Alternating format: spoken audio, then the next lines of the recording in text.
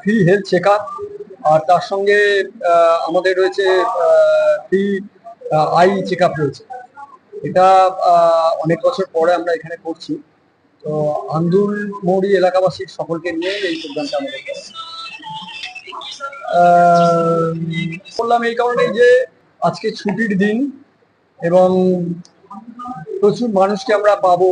আমরা দেখলাম যে করা হয়নি, বহুদিন ধরে আমরা এই প্রোগ্রাম করিনি এখানে।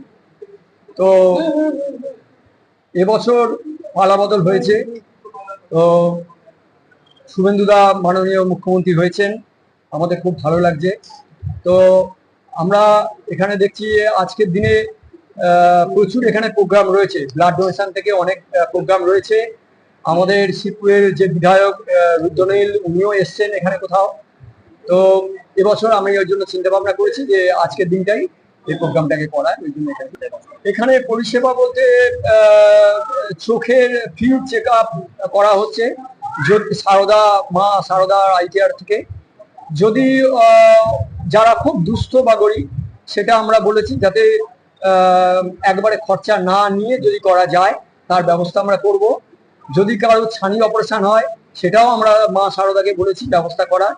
এবং যেগুলো নর্মাল কিছু আসছে সেগুলো খুব কম একটা টাকা নিয়ে আমরা তাদের চশমার ব্যবস্থা করি। তার মধ্যেও কিছু গরিব মানুষ আছেন যাদের ফ্রি অফ কস্টে আমরা চশমার ব্যবস্থা করছি। আপাতত দেখুন 10টা থেকে এই প্রোগ্রাম শুরু হয়েছে।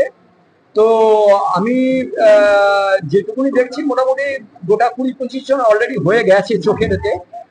আর যারা ফ্রি হেলথ চেক আপের এসছেন তাদের ইসিজি হচ্ছেন, ভদ্রমহিলাদের ইসিজি করানো হচ্ছে, বা কোনো মহিলা বা পুরুষ বলে কিছু নয়, যাদের ইসিজি মনে হচ্ছে ডেঙ্গি ইসিজি করছেন। ন্যাচুরোপ্যাথি থেকে ডাক্তাররা এসছেন, তারাও তাদের মতন করে চিকিৎসা করছেন। তবে হেলথ চেক আপে প্রায় 30 জনের ওপর হয়েছে আপাতত ন্যাশনাল। দেখুন আমরা মনে করি যে মানুষের জন্য আমরা পাশে থেকে কাজ করব, এটা আমি দীর্ঘদিন করছি। 26 বছর আমি এই মানবাধিকারের সঙ্গে যুক্ত রয়েছি।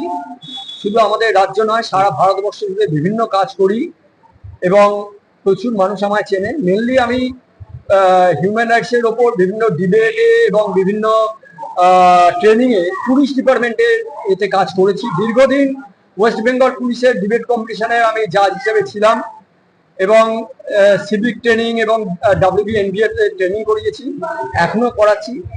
এবং আমরা চেষ্টা করব যে রিসেন্টলি আমার পাশে রয়েছেন অমিতাভবাবু রয়েছেন, আমরা চেষ্টা করছি যারা শিডিউল কাস্ট শিডিউল ট্রাইব রয়েছেন তাদেরকে নিয়ে কাজ করার।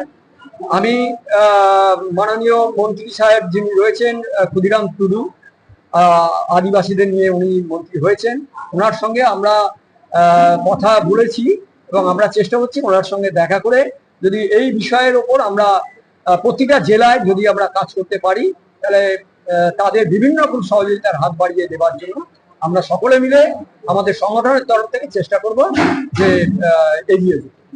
আমার নাম সৌমেন দাস, আমি এই national human rights community of ইন্ডিয়ার সর্বভারতীয় সাধারণ সম্পাদক।